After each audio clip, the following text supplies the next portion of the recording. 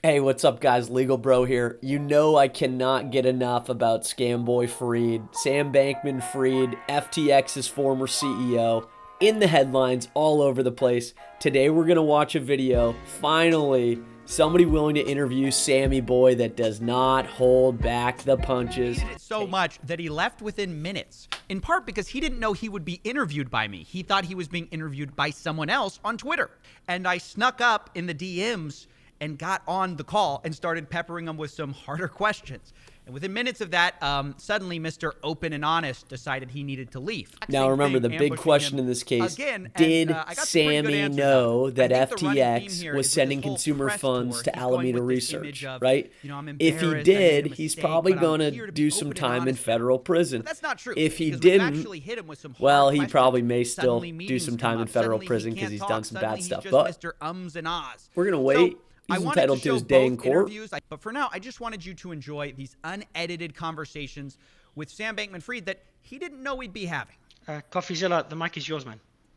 Hey, thanks for having me. I just wanted to quickly ask, so there's this big question about this $8 billion that went into some kind of a stub account.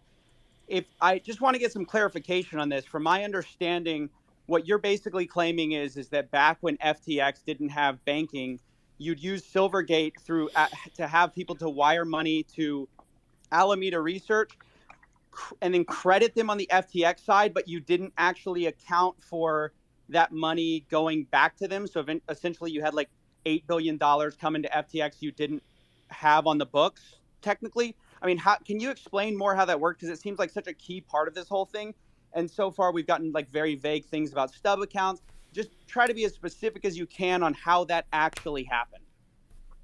So now remember, folks, Sam has been on several interviews now. I'm pretty sure it's against his attorney's wishes for him to be talking. Any lawyer will tell you this. The last thing you want to do is have your client in the news, on Good Morning America or wherever he's been, talking about his innocence. That's the lawyer's job, not Sammy's. Everything that Sam does, he's making it harder and harder and harder for his legal team. And again, some of these are things I'm trying to piece together that I don't have the full answer to, but I think I'm not buying it. He owns 90% of Alameda. There was, correct FTX accounting, in terms of the audited financials, but there were no audited financials. That at least I can and say the that accounting is bad based on the new CEO. That's on a dashboard.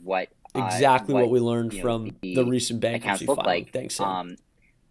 It would not have, it wouldn't have displayed, those transfers, and it wouldn't have displayed the balances related to those, which meant that it was, that the sort of what you would naively see as the relevant, it's the relevant sort of position size was quite a bit smaller than what the full position size was.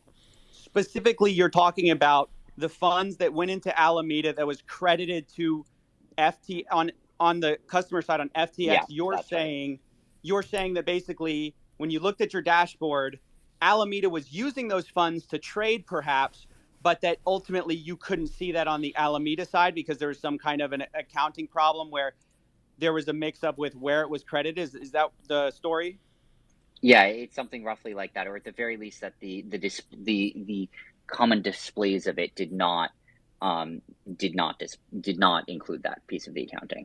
A real quick second follow-up. So I've talked to a few Alameda insiders, and I've kind of run them by your story of things. I think you probably are aware. I'm pretty skeptical. And one of them, when I told them could it be that Sam wouldn't know about this? Somebody who worked with you, and they actually they laughed and they said, "There's no way he's claiming to be stupid now." Yeah, when he was like this genius wonder kid. Get him. And so my sense of things is, how do you explain this? How do you explain the fact that some of the people who worked with you for years, your employees, have come out and said, "There's no way he didn't know about these backdoors. There's no way he didn't know what Caroline was doing when you guys were very close. The offices were right next to each other." I mean, how do you expect us to believe this story you're spinning? I mean, I don't know what to say. Like I had a lot going on, um, and I was spread thin. I was a bit less grounded than I had been before, and I lost track of a lot of important things. And I mean, I think that those are Hang bad on one things. second. I think spread thin is one thing, right? Like I think things can get out of hand, but we're talking about.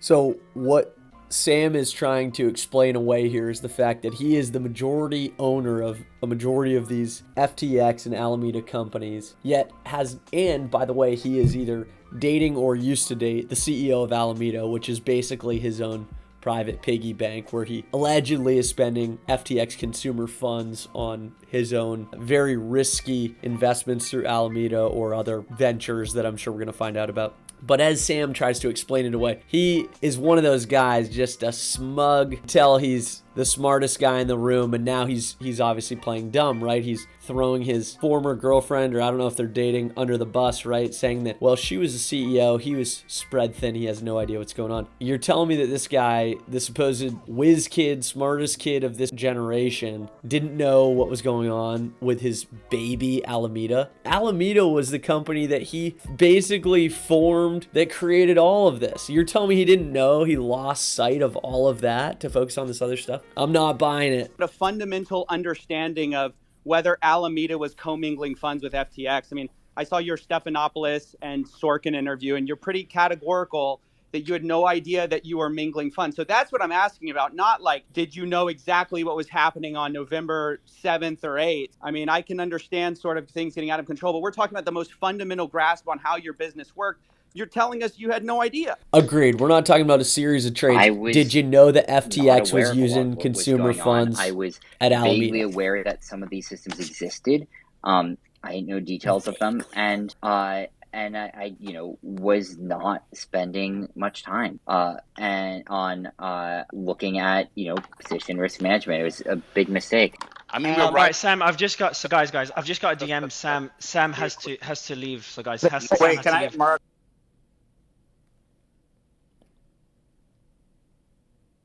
Read the margin accounts. I mean, there's sort of all this talk about the terms of service. Did you This break guy terms of going service? in Did you on not? Sammy You're boy basically again. claiming Let's that there go. was a separate side of your terms of service, which said that if people had margin accounts, you could use kind of their funds, or there was looser language around that. But I talked to somebody from Alameda and asked how big the position of or how many people had assets in the type of accounts that terms of service would apply to versus the regular terms of service, which said you couldn't use their money. And they said it was about $1 billion that was in the margin trading, or the margin side of things, where you could reuse their funds or whatever. And there was the rest of it was not there. So does that mean the rest of the money was stolen? I mean, it seems like you're putting all your eggs behind this one excuse about, there was this separate side of the terms of service. How do you address everyone else? Terms of service is huge. Any lawyer that does any sort of civil litigation, terms of service is the contract. Go to the bottom of any website, right? You're going to find their terms of service, privacy policy. Terms of service is basically saying what your relationship with that company is, right? That's where you find a lot of the different things, data and privacy policies. But I don't have all the data in front of me. My memory is that it was substantially more than $1 billion in the margin trading program. But I don't have that data in front of me right now, so I can't verify that. On top of that, there were other effects as well. And I don't have the data about all the details of those in front of me, but my understanding is that, some of those were, early wire transfers sent directly to Alameda, which I think contributed to the position as well. And then there are open futures positions on top of that, on top of the spot margin positions, where, there can be effectively socialized, losses clawbacks if, one is unable to be closed in time. And so I think it was a combination of those factors. There may have been other factors too, but that's what I've been, able to piece together. And that, putting those together, I think is likely how you got to most of this. But Um, uh, but But again, here's the thing: how do you account for maybe the difference in what people are hearing from insiders who are not being accused of fraud, and you who sort of is? There's a very different sort of story going on here, where you're saying like, oh, there's this big position that we didn't know about. Because you told me that the last time we spoke in a space, and I went and followed up, and I said, hey, is this true? Could it be that this number just wasn't known about? And some Alameda insiders said, no way. You could see on dashboards really simply where it was. And FTX dashboards, not Alameda dashboards, FTX dashboards that you dashboards are yourself had showing that. access to. So my question is sort of like, it seems like when I go to Alameda insiders or FTX insiders, they're saying this story makes no sense. But when I go to you, who sort of has every incentive to sort of lie and obfuscate, because obviously the incentive here is, well, otherwise you might go to jail, which obviously would be a very bad thing for you. It seems like all of a sudden all the excuses come out, and then when we follow up on them, they don't seem to be true. So I don't know, like, help me square this, because it'd be nice if you were telling the truth, but everything we're hearing All from right, stop insiders is that talking. you're He's not. gonna leave. I don't know what to tell you. I'm saying what I believe. I don't know which insiders you're talking about. I don't know exactly what they said. It doesn't line up with my beliefs, but I can't speak to what they think or what they said. But why are sorry, I can't give multiple you people more, within but your company at less senior roles knowing more about the company than you? and Alameda was not a company that was running at the time. But I hear you. I'm sorry. Ugh, I but you don't own know 90%, Sammy. exactly what you're referring to. I don't know Shame, who you're talking shame, about. I don't shame, know what they Sammy. said. Not good, I kid. don't. Well, I'm telling you what some of what they said. I mean, First for rule when example, you're in a one of hole, them was that Sammy, there was stop digging, like kid. that backdoor system or whatever. A, that you knew it existed, and B, that it was easy to see the balance or the position of Alameda very simply on FTX dashboards, because they had a margin trading account with you guys, so you guys could have seen it. But You guys could see the margin positions of but- everybody. No, but a lot of the position did not appear in that main account. so where was the position? It was in a separate stub account, I believe, related to wire transfers that had been sent, to Alameda Research, generally primarily to FTX, having its own bank accounts. So who controlled the secret stub account?